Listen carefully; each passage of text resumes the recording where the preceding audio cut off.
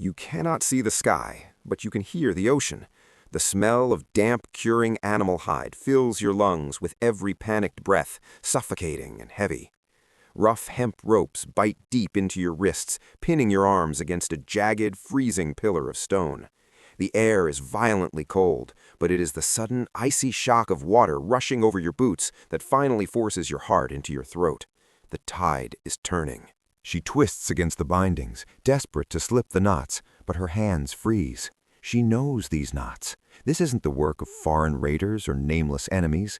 The ropes binding her to this desolate Icelandic skerry in the late 10th century were tied by her own chieftain.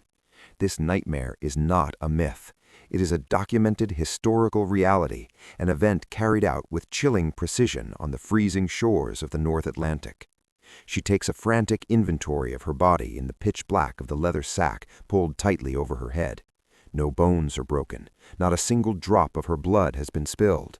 The violence chosen for her is entirely environmental. The freezing water creeps higher, pooling around her ankles, dragging the winter cold straight into her bones.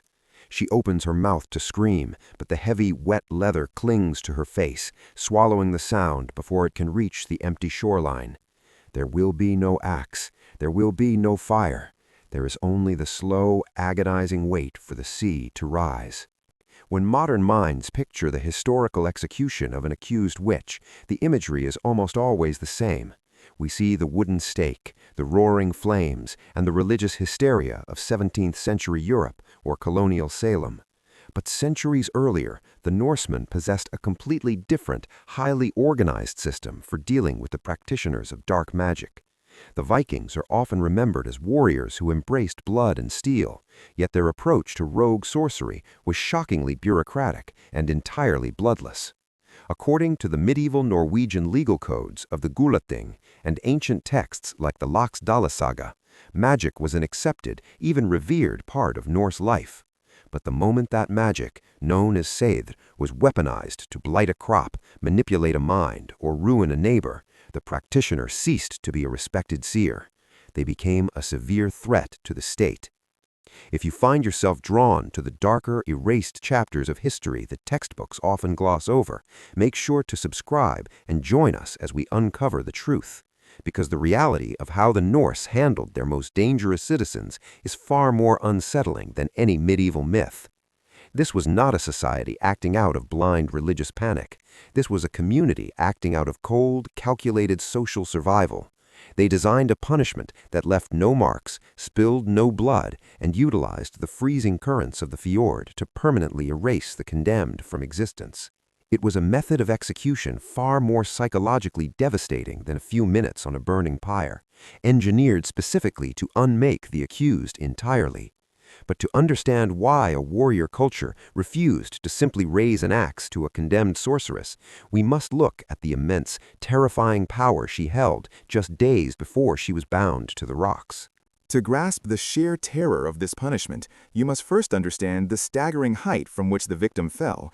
The accused in these historical records were rarely common outcasts living on the fringes of society. She was a vulva, a revered seeress who once commanded the absolute respect of the room. According to the historical sagas, these women held the ear of jarls and kings, traveling between settlements to predict the harvest, interpret the will of the gods, and shape the political landscape. But the practice of seidr, the Old Norse term for this powerful magic, was a perilous, double-edged blade.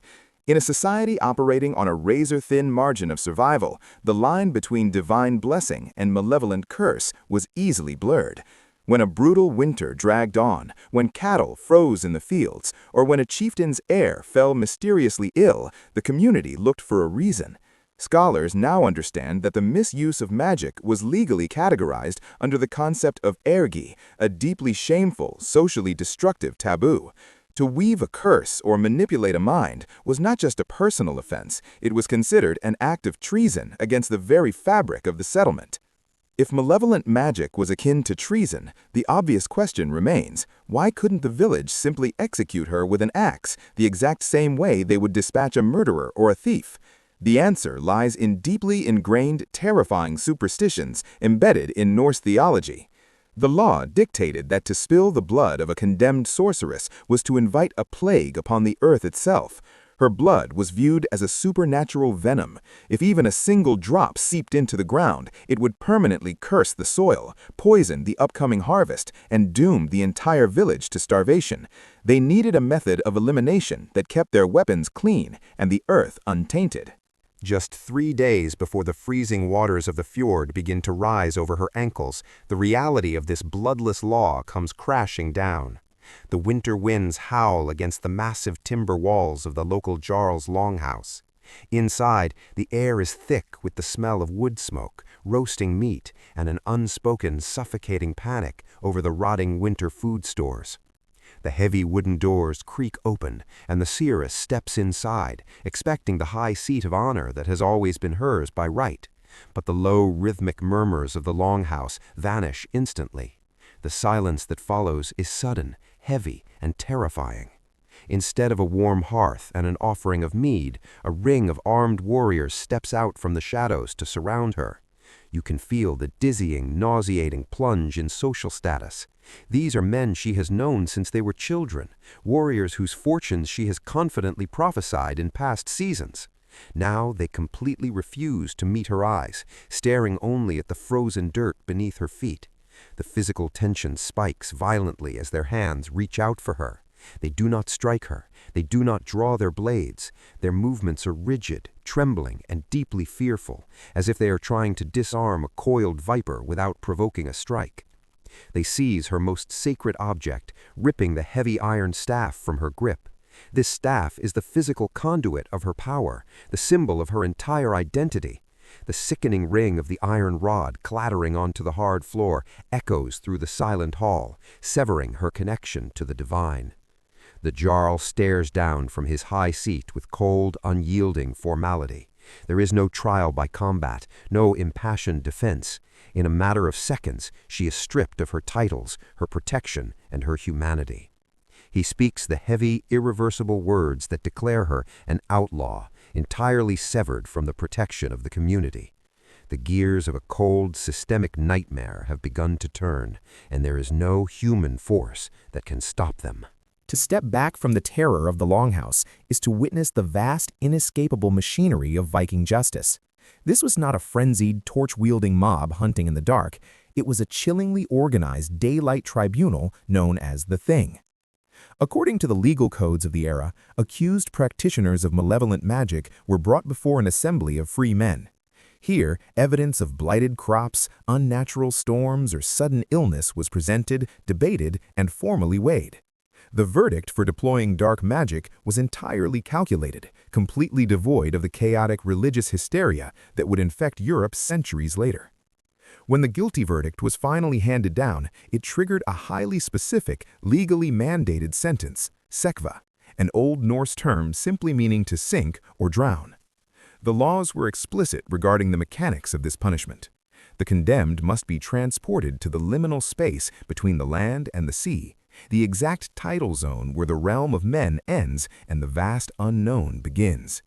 Scholars now understand that this practice was a horrifyingly pragmatic legal loophole. By binding the accused to the rocks, no single person in the village acts as the executioner, and no weapon is ever raised. The sea itself carries out the sentence, allowing the natural world and the gods to make the final choice.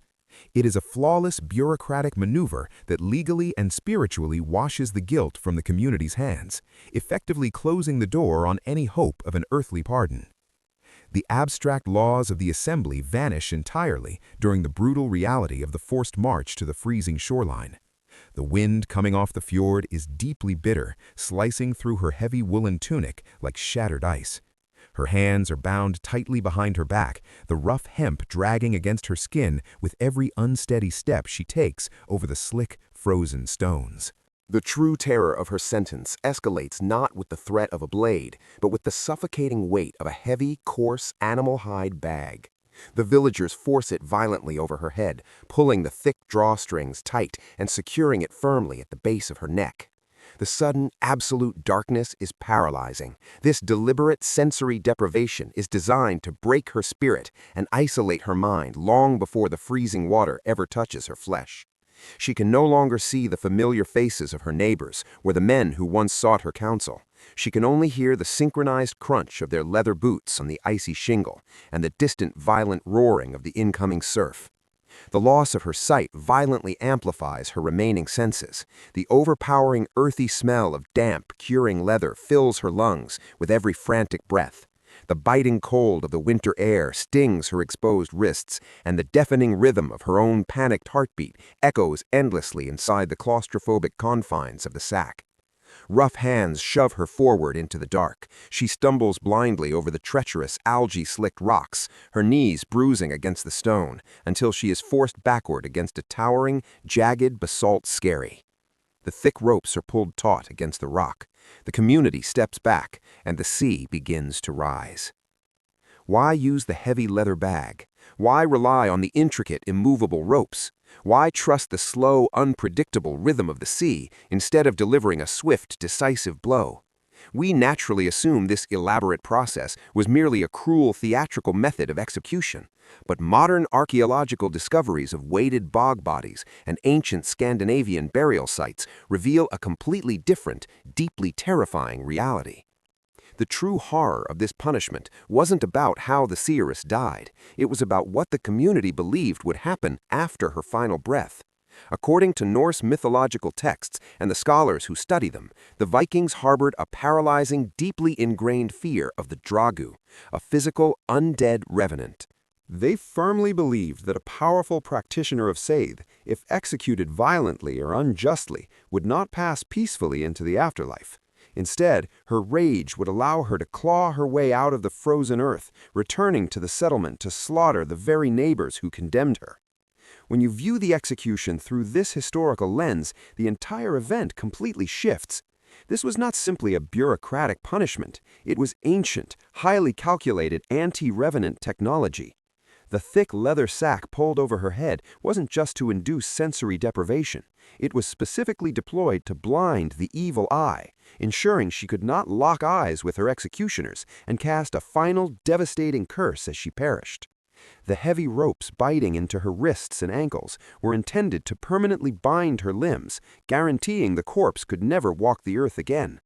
And casting her into the liminal, shifting space of the ocean ensured no grave could ever be dug on land, completely denying the vengeful spirit of physical anchor. They were not sinking her out of sheer cruelty. They were erasing her out of an absolute, consuming terror that she would return from the dead. Back on the desolate skerry, the freezing water of the North Atlantic now reaches her chest, pulling the last remnants of warmth from her shaking core. The sheer physical agony of the icy tide is paralyzing, turning her skin numb and her muscles completely rigid against the jagged stone. The heavy leather bag over her head is now completely soaked through, clinging tightly to her face like a wet second skin. Every desperate breath becomes an exhausting, suffocating struggle against the heavy animal hide. She can hear nothing but the deafening, violent roar of the ocean and the frantic, echoing gasps of her own lungs trapped inside the dark sack. The psychological weight of the sea reaches its absolute zenith, leaving her entirely alone in the suffocating dark.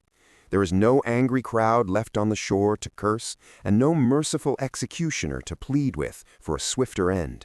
The rocky coastline behind her is utterly silent and completely abandoned. The villagers have long since fled back to the safety of the longhouse, terrified to even glance back at the dark, churning waters of the fjord. The freezing tide finally hits her chin, and a devastating final realization washes over her in the pitch black. She is being permanently and deliberately unmade. There will be no glorious entry into Valhalla, and no peaceful rest in the fields of Folkvundr. She is doomed to be dragged down into the cold, forgotten depths of Ran's watery net, her soul trapped beneath the waves. She pulls one final trembling breath through the wet leather, just as the next heavy swell crashes completely over her head.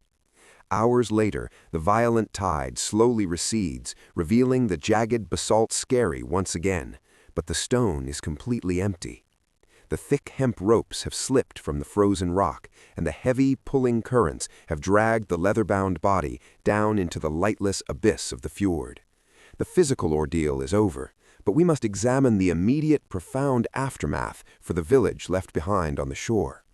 For the community gathered back in the warmth of the longhouse, the breaking of the psychological tension is absolute. They firmly believe the supernatural curse has been permanently lifted. The legal and spiritual cleansing of their settlement is complete, successfully achieved without spilling a single drop of tainted blood on their soil.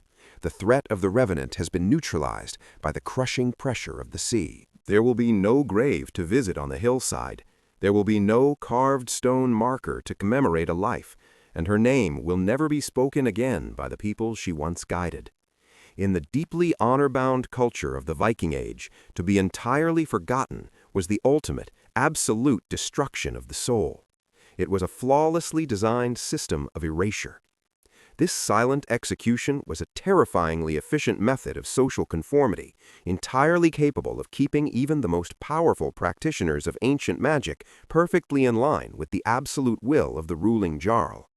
As the centuries passed and the heavy influence of Christianity swept over the Scandinavian landscape, the old pragmatic laws of the sinking were systematically replaced. The quiet, watery executions of the North were eagerly traded for the loud, continental European obsession with grand trials and burning pyres. The chilling memory of the drowned seers slowly faded from the cultural consciousness. Modern history has largely softened the Vikings into two distinct, palatable caricatures. We see them either as noble, seafaring explorers or as mindless, axe-wielding berserkers. But both of these sanitized myths completely ignore the cold, calculated, and terrifying psychological warfare they waged against their own people. They did not use the sea out of a primitive lack of imagination. They used the freezing, crushing weight of the ocean because it was the only natural force immense enough to contain their paralyzing fear of the magic they once worshipped. The ultimate tragedy of this erased history is not just how these revered seers died, but where they remain today. Deeply buried beneath the frigid, dark currents of the Scandinavian coastlines lie the bound, weighted remains of the brilliant women who knew the old gods best. They were systematically silenced, unmade, and swallowed by the dark water, permanently condemned by the very communities they once led. If you want to uncover more of the dark, sanitized history that has been quietly buried beneath the surface of time, click the video on your screen now to see what else they tried to erase.